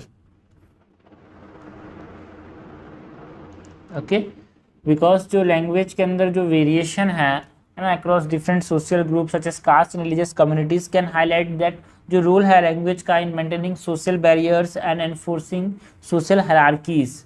Also हमारे पास जो लैंग्वेज जो यूज़ किए जाते हैं एजुकेशन के अंदर, गवर्नमेंट इंस्टीट्यूशन के अंदर, है ना, उसको हम अंडरस्टैंड कि हम समझ सकते हैं कि जो लिंग्विस्टिक पॉलिसीज़ हैं एंड प्रैक्टिसेस हैं उस पर क्या प्रभाव पड़ता है लैंग्वेज का। ओके, तो यहाँ पे एग्जाम्पल के तौर पे बात कर सकते हैं that the debate around the medium of instruction in school reflects the power dynamics at play in language use. So in conclusion हम बोल सकते हैं कि जो linguistic anthropology it offers what? It offers a rich and multifaceted approach जिससे हम understand कर सकते हैं क्या को language use in the social and cultural setting, है ना। So by studying what, by studying the various branches of linguistic anthropology we can gain valuable insight यार जो कॉम्प्लेक्स इंटरप्ले है between language, culture and society. So यहाँ पे conclude करेंगे by mentioning that this linguistic anthropology offer a rich and multifaceted understanding of language use in social and cultural settings. So इस प्रकार से हमने कंक्लूड किया भाई। क्वेश्चन क्या था? Mention the major branches of linguistic anthropology and discuss language use in social and cultural settings. So हमने पहले तो linguistic anthropology को बताया कि what is linguistic anthropology यार, it is the study of language within the cultural context exploring how language shapes social identity, cultural belief and social institution. अगर हमने branches की बात की तो branches of linguistic anthropology में हमने बात की अपन historical linguistics, sociolinguistics, psycholinguistics, ethnolinguistics, ठीक है। हिस्टोरिकल लिंग्विस्टिक के अंदर हमने बताया कि कैसे व्हाट इज हिस्टोरिकल लिंग्विस्टिक यार, हम हिस्टोरिकल कंटेक्स्ट को पढ़ना क्या बोलते हैं, हिस्टोरिकल लिंग्विस्टिक बोलते हैं, है ना। कैसे इवोल्यूशन हुआ लैंग्वेज का over time. For example it can help us to understand the Indo European language family कैसे स्प्रेड हुआ अक्रॉस द यूरेशिया एंड उसने कैसे जन्म दिया रोमांस लैंग्वेज का फ्रॉम लैटिन, है ना। सोशल लिंग्विस्टिक क्या होता है, तो हमने हिस्टोरिकल लिंग्विस्टिक की बात की। सोशल लिंग्विस्टिक जो है social aspect of language use की बात करता है, जैसे कि, है ना, किस कॉन्टेक्स्ट जो डायलॉग है वो वेरिएशन क्या है, चेंज क्या है, सोशल फैक्टर्स कैसे उसको अफेक्ट करते हैं, like gender, ethnicity, socio economic status. तो हमने एग्जांपल के तौर पे बताया कि जो अफ्रीकन अमेरिकन वर्नाकुलर इंग्लिश है कैसे वो डिफरेंट डिफरेंट सोशल ग्रुप्स में जो वेरी करता है यूज़ करते हैं वो लोग, उसकी स्टडी को हम सोशल लिंग्विस्टिक्स कह सकते हैं यार। साइकोलिंग्विस्टिक्स के बारे में बात करते हैं। Psycholinguistics talks about the cognitive and psychological process जो कि लैंग्वेज के प्रोडक्शन, कॉम्प्रिहेंशन या फिर एक्विजिशन में इन्वॉल्व है।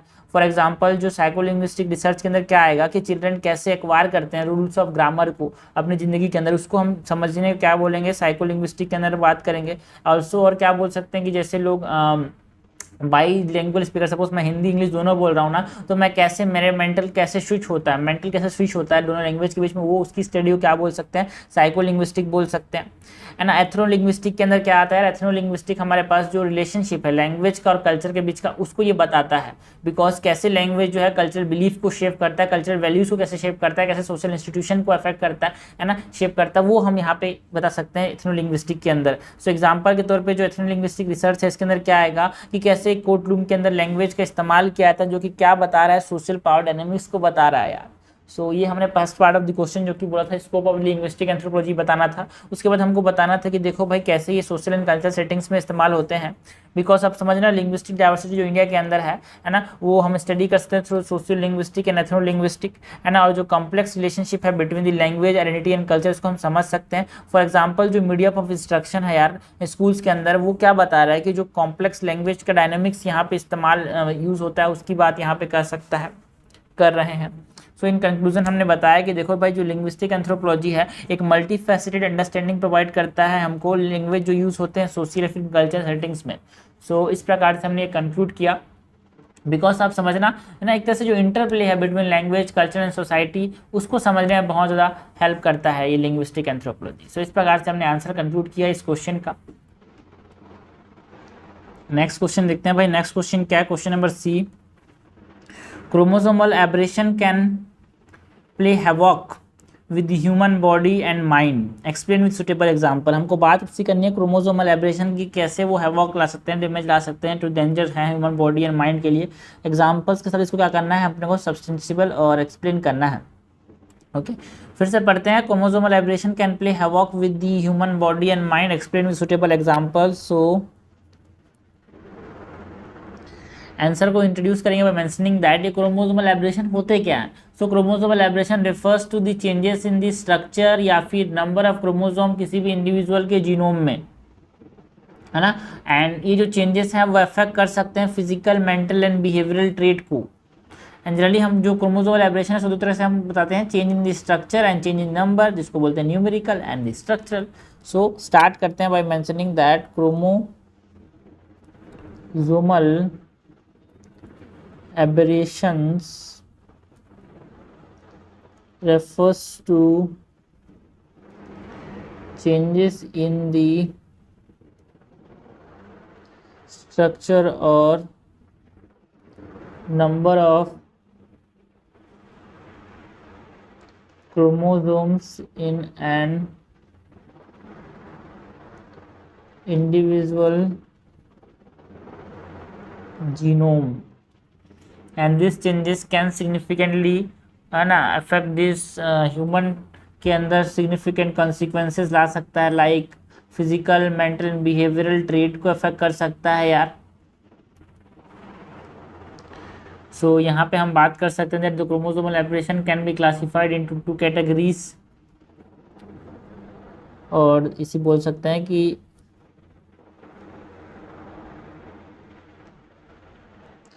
these changes can have significant consequences on physical, mental and behavioral trait in humans। And जो क्रोमोसोमल एब्रेशन है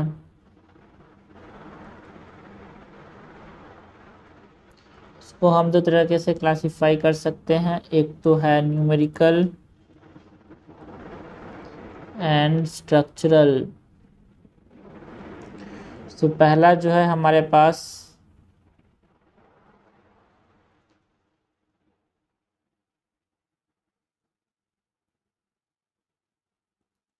न्यूमेरिकल एब्रेशन,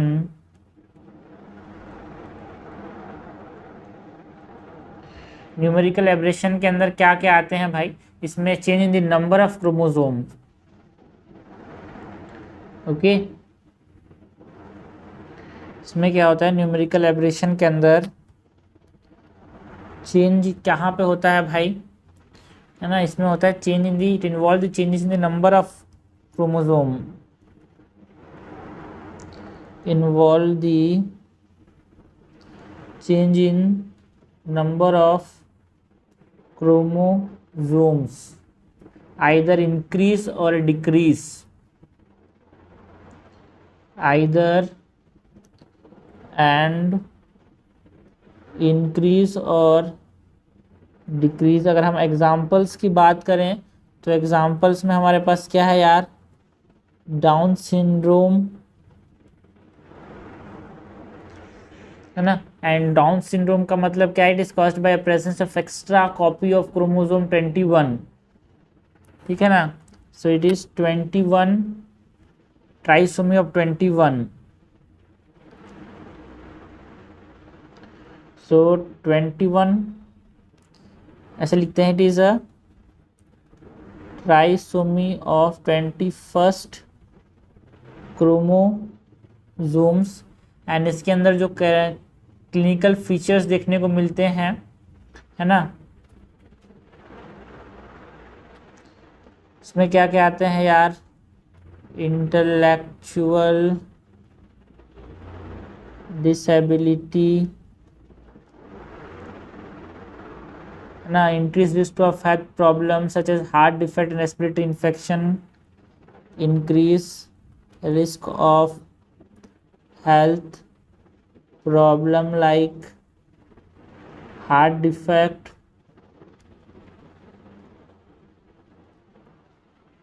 ओके, सो ये हो गया डाउन सिंड्रोम। और क्या आता है इसके अंदर, टर्नर सिंड्रोम भी आते हैं यार,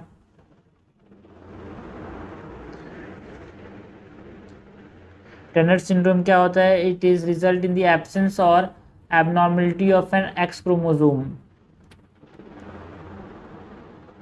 absence of X chromosome in females। इसके अंदर क्लिनिकल फीचर्स की बात करें तो क्लिनिकल फीचर्स के अंदर क्या देखने को मिलता है, यहाँ पे भी, है ना, फिजिकल एंड डेवलपमेंटल इश्यूज होते हैं like short stature, infertility, heart and kidney abnormalities,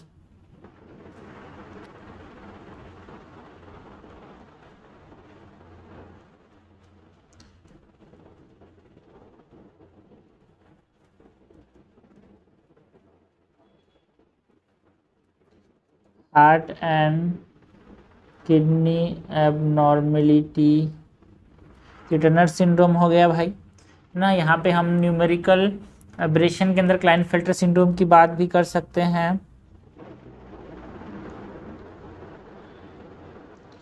ना। क्लाइनफेल्टर सिंड्रोम में क्या होता है, ये किस में होता है, मेल्स के अंदर होता है ना, जब उनके पास एक एक्स क्रोमोसोम एक्स्ट्रा आ जाता है, जिससे जो हमारे पास क्रोमोसोम होते हैं वो 44 प्लस XXY, है ना, इसमें क्या होता है, male with extra X chromosomes,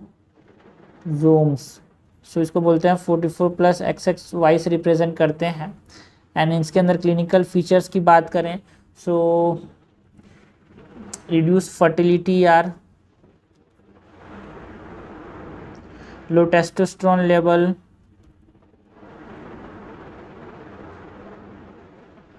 है ना, लर्निंग डिसेबिलिटीज भी देखने को मिल सकती है ना। अगर हम स्ट्रक्चरल एब्रेशंस की बात करें तो स्ट्रक्चरल एब्रेशंस में हमारे पास क्या होता है, second is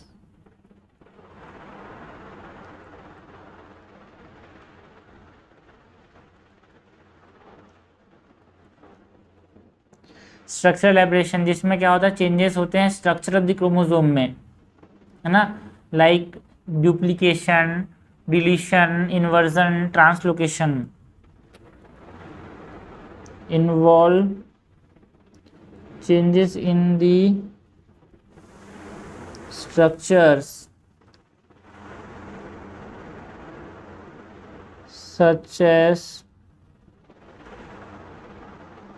deletions, duplications, inversion and translocation।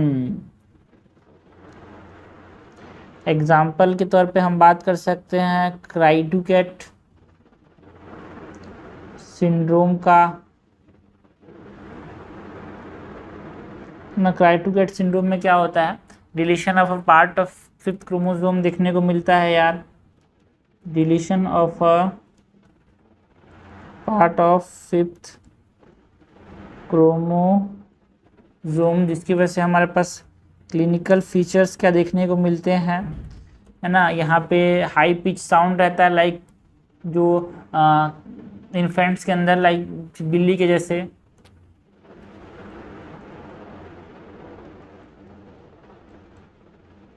Like cat.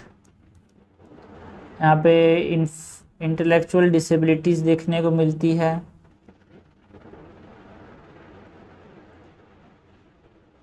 In delayed development, okay. So in conclusion हम बोल सकते हैं कि हमारे पास जो चीज़ें हैं ना वो बहुत सारी है। यहाँ पे chromosomal aberration can have a profound impact on the human health and development, है ना। They can lead to various physical and cognitive abnormalities. Last में बोल सकते हैं कि देखो भाई, जो एडवांसेस हैं in medical genetics and parental diagnosis have made it possible to identify many chromosomal aberration before birth, जिससे हमने क्या किया, better management and improve the quality of the affected individuals, है ना, वो हमने सोचा है। सो यहाँ पे हमने बताया that advancement advancement in medical genetics allow for better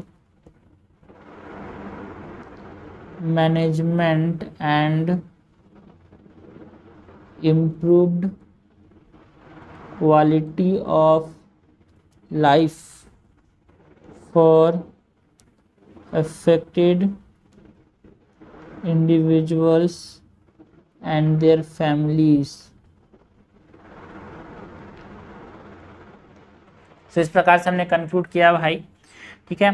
question क्या था, chromosomal aberration can play havoc in human body and mind, explain with suitable example. सबसे पहले तो हमने इंट्रोड्यूस किया by mentioning that chromosomal aberration होता है क्या है, change in the structure and change in the number of chromosome, क्या बोलते हैं, क्रोमोसोमल एब्रेशन बोलते हैं।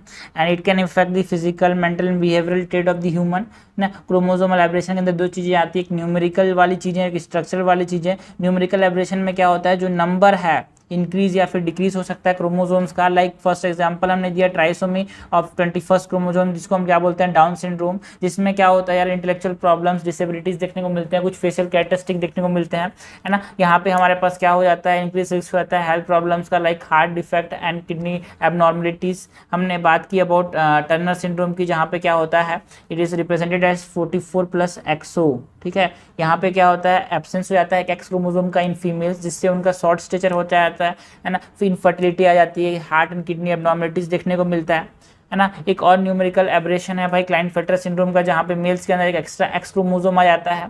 And this are because of the inability in the non disjunction, this are due to non disjunction of chromosome during the metaphase of the cell cycle, ठीक है। तो यहाँ पे हमने देखा कि क्लिनिकल फीचर्स जो देखने को मिले अपने क्लाइनफेल्टर सिंड्रोम में, वो क्या था, रिड्यूस फर्टिलिटी, टेस्टोस्टेरोन लेवल कम हो जाएगा मेल्स के अंदर, बिकॉज थोड़ी सी एक्स क्रोमोसोम जो है अफेक्ट करेगा इसको, लर्निंग डिसेबिलिटीज आ जाती है।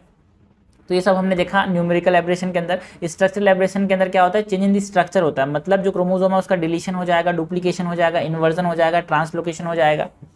सो हमने एग्जांपल दिया क्राइडुकेट सिंड्रोम का, जहाँ पे जो फिफ्थ क्रोमोसोम के एक पार्ट का डिलीशन हो जाता है क्राइडुकेट में, जिससे हाई पिच साउंड होती है like cat and intellectual disabilities हो सकती है। सो लास्ट में हमने कंक्लूजन में बताया कि देखो भाई, ये जो एडवांसमेंट आज हमको देखने को मिलता है जेनेटिक इन मेडिकल जेनेटिक्स के अंदर, वो हमको बता सकता है, वो हमको हेल्प करता है in better management and quality of life को इम्प्रूव करने के लिए जो अफेक्टेड इंडिविजुअल्स हैं उनकी फैमिलीज को, है ना। सो क्योंकि हम यहाँ पे मेडिकल जेनेटिक्स के अंदर क्या कर सकते हैं, पेरेंटल डायग्नोस्टिक्स के अंदर हम क्या कर सकते हैं, आइडेंटिफाई कर सकते हैं क्रोमोसोम एब्रेशन को बिफोर बर्थ, ठीक है, उससे बेटर मैनेजमेंट हमको समझ आता है। So this is all about the answer of the question regarding the chromosomal aberration. But हाँ, यहाँ से हमने कंप्लीट किया यार सेक्शन ए ऑफ पेपर 1 ठीक है।